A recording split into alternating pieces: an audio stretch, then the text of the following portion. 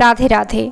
आज के इस वीडियो में मैं आपको करवा चौथ व्रत से जुड़ी कुछ ऐसी गलतियां बताने जा रही हूं जो कि आपको बिल्कुल नहीं करनी चाहिए। हो सकता है कि ये बातें आपको अंधविश्वास लगें, लेकिन ये ग्रंथों की बातें हैं। और ग्रंथों में व्रत के लिए नियम क्यों न बताए गए हों। जब हम इतनी बड़ी चीज़ मांगते हैं, पति की लंबी आयु मांगने जा रहे हैं, तो छोटी बात तो है नहीं किसी की लंबी आयु प्राप्त कर लेना। तो इतने सरल नियम नहीं होंगे, कुछ तो पाने के लिए कुछ करना ही पड़ेगा। तो इसीलिए कुछ नियम बनाए जाते हैं, कुछ तपस्या करनी होती है। हम अच्छे स्वास्थ्य, पति के संकटों को दूर करने के लिए व्रत कर रहे हैं।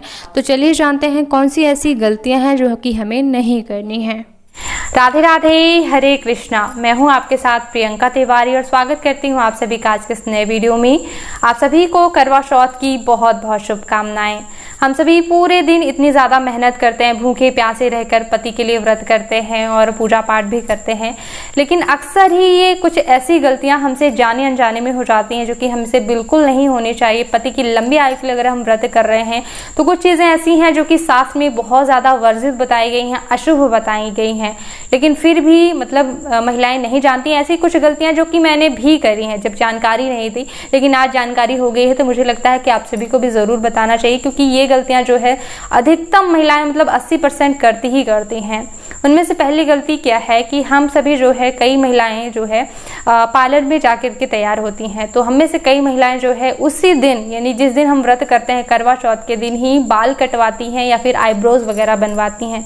आपको क्या पता है कि पहले के ज़माने में बाल कटवाना सुहागन महिलाओं के लिए कितना ज़्यादा अशुभ माना जाता था।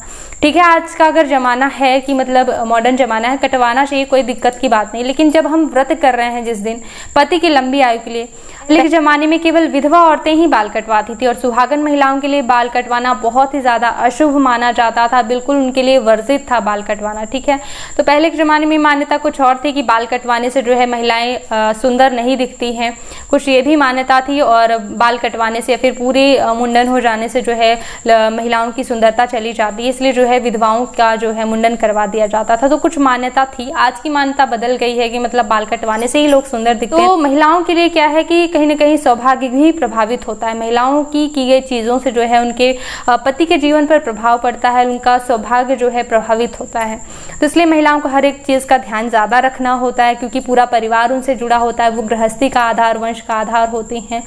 तो कहना मैं ये चाहती हूँ कि कम से कम जो है आप 2-4 दिन पहले का समय लगा लें। आईब्रो बनवाना चाहती हैं, बाल कटवाना चाहती हैं, तो कुछ दिन पहले जो है आप जा करके कटवा सकती हैं, क्योंकि मान्यताएं बदल गई हैं। आजकल जो है बाल कटवाने से लोग सुंदर दिखते हैं, तो ठीक है, लेकिन कुछ दिन पहले जाएं।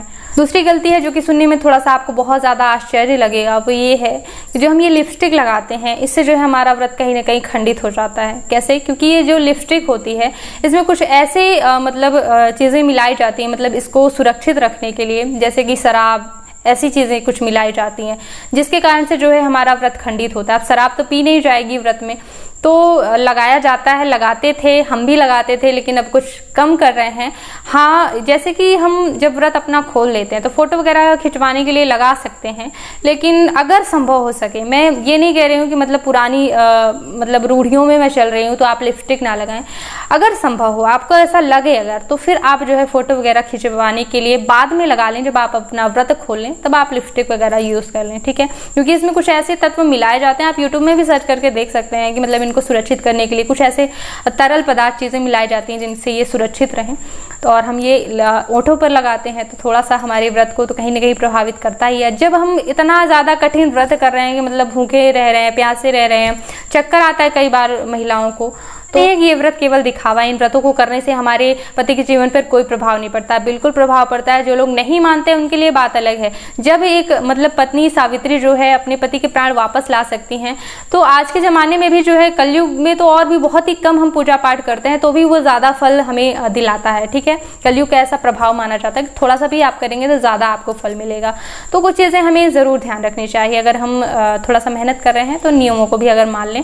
अगली चीज़ है कि कई लोग क्या करते करते हैं, जब भी चांद देखते हैं तो चांद में हम लोग चलनी में जो है दीपक रखते हैं, दीपक से जो है पति के दर्शन करते हैं, दीपक चलनी में रख करके पति के दर्शन करते हैं। और कई लोगों के यहाँ क्या रिवाज है कि वो दीपक पीछे फेंक देते हैं, बहुत ही ज़्यादा अशुभ है। आप सभी जानते हैं हमारे यहाँ दीपक प्रज्वलित करने का नियम, बुझाने का नियम बिल्कुल नहीं है, तो दीपक कई लोग पीछे फेंक देते हैं, तो ये अशुभ कार्य है। आप दीपक ना बुझाएं, वहीं पे आप रख दें, ठीक है। अगली चीज़ है कि कई महिलाएं जो है करवा चौथ का व्रत करती हैं, तो व्रत खोलने के बाद जो है वो लोग होटल में खाना खाने जाते हैं या फिर बाहर से खाना मंगवाती हैं, तो ये भी मुझे बिल्कुल सही नहीं लगता है, क्योंकि बाहर के खाने में किसने बनाया, स्वच्छता का तो है ही, पूरे दिन आपने उपवास रखा है, लेकिन अंत में मतलब किसका बनाया खा लिया, उसमें क्या चीज़ें डली हुई हैं। वैसे भी मतलब सात्विक भोजन करना चाहिए। अगर व्रत किया है तो लहसुन प्याज जो है भोजन में उपयोग नहीं करना चाहिए, ठीक है। पूरे दिन व्रत किया है, लास्ट में आप लहसुन प्याज खा रहे हैं। लहसुन प्याज जो है तामसिक भोजन माना जाता है, यानी कि राक्षसों का भोजन आप समझ लीजिए, उसमें से राक्षसी प्रवृत्ति बढ़ती है, इसलिए मना किया जाता है अच्छे लोगों को, तो व्रत इत्यादि में नहीं खाना चाहिए, ठीक है।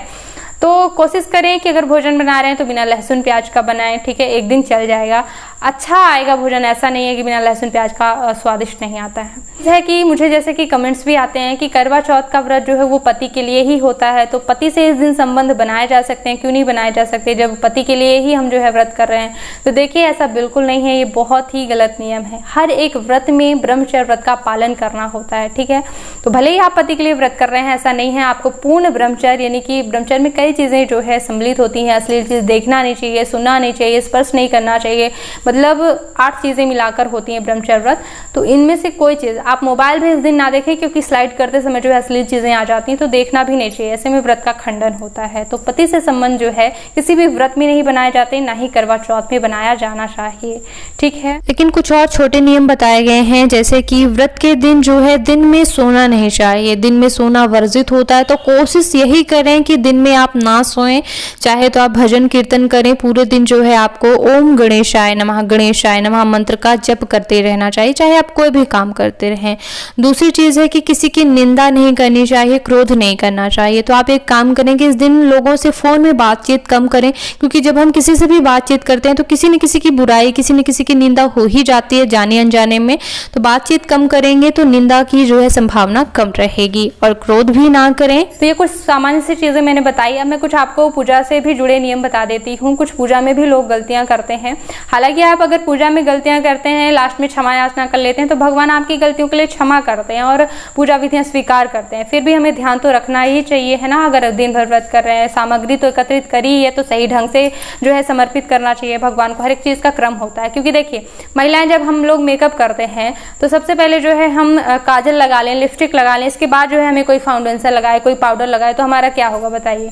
तो इसी तरह से पूजा की सामग्री अर्पित करने का भी एक क्रम होता है, पूजा करने का भी एक क्रम होता है। कई लोग क्या करते हैं कि भगवान के ऊपर ही सिर में ही जो है फूल पत्र चढ़ा देंगे, मतलब भगवान ही नहीं दिखेंगे, ऐसा उनको मतलब ऊपर से ढक देंगे, फल फूल और श्रृंगार की सामग्री सब भगवान के ऊपर। तो सिर में नहीं चढ़ाना चाहिए, भगवान के बगल में मतलब सामने जो है समर्पित करना चाहिए। उनको ऐसा समझना चाहिए कि प्रत्यक्ष रूप से भगवान हमारे सामने, ऐसा नहीं समझना चाहिए कि मतलब हमने हल्दी सुपारी रख दिया और पूजा कर रहे हैं, ठीक है। इस बात का विशेष ध्यान रखना चाहिए। अगली चीज़ है कि संकल्प बड़ा ज़रूरी होता है हमारे व्रत का। संकल्प से क्या होता है कि जैसे हम बता रहे हो भगवान को कि हम इस मनोकामना के लिए व्रत कर रहे हैं, ठीक है। तो जब भी हम व्रत करते हैं तो व्रत का संकल्प बड़ा ज़रूरी होता है। बिना संकल्प के हमें अपनी पूजा का, व्रत का आधा ही फल प्राप्त होता है, ऐसा ग्रंथों में ही वर्णन मिलता है। तो व्रत के पहले मतलब जब हम सुबह व्रत का संकल्प लेते हैं और जब हम पूजा करते हैं तब पूजा का संकल्प लेते हैं। 2 प्रकार से संकल्प लिया जाता है। ये दोनों संकल्प आप सुबह भी ले सकते हैं, मतलब एक साथ भी लिए जा सकते हैं, ठीक है। तो मैं संकल्प का वीडियो अलग से बनाई हुई हूँ, तो आप उसको भी देख लीजिएगा। यहाँ पे भी करवा चौथ का भी संकल्प अलग से वीडियो दे दूंगी, उसको भी आप देख लीजिएगा, ठीक है। लेकिन देखिएगा ज़रूर, क्योंकि संकल्प पर ही जो है आपका व्रत निर्भर करता है। और आचमन ज़रूर ही किया जाता है। मैंने पहले ही बताया कि किस तरह के आपने वस्त्र पहने हैं। कुछ भी है, लोग पूछते हैं कि हमने लहंगा पहना है शादी का, उसमें खाना खाया या नहीं, भूल गए हम। तो क्या होता है कि अगर हमने पवित्रीकरण आचमन कर लिया तो बाहर रूप से भी जो है हम शुद्ध हो जाते हैं भगवान की पूजा के लिए। तो एक प्रकार से जो है शंका दूर हो जाती है। तो पवित्रीकरण आचमन ज़रूर करना है। भगवान को बुलाना ज़रूर चाहिए। क्या करते हैं लोग कि हल्दी सुपारी रखें और पूजा करना शुरू कर देते हैं। तो जब तक हमने भगवान को बुलाया नहीं तो हमें फल की प्राप्ति कैसे होगी, हमारी पूजा के फल की प्राप्ति कैसे होगी, जब भगवान आए ही नहीं। तो भगवान को बुलाना होता है, ये नहीं कि दुकान से हमने सुपारी हल्दी रखी और पूजा मतलब फोटो रखी, फोटो बनाते समय उसमें पैर भी रखे जाते हैं, उसको मतलब किस प्रकार से मतलब रखा जाता है। तो जब वो आती है हमारे घर में एक क्रम होता है, एक विधि होती है कि भगवान को बुलाना है, भगवान का वास होगा उसमें, फिर जो है आप पूजा करेंगे, भगवान को विदा करेंगे, फिर पूजा के बाद फिर विसर्जन विधि होती है।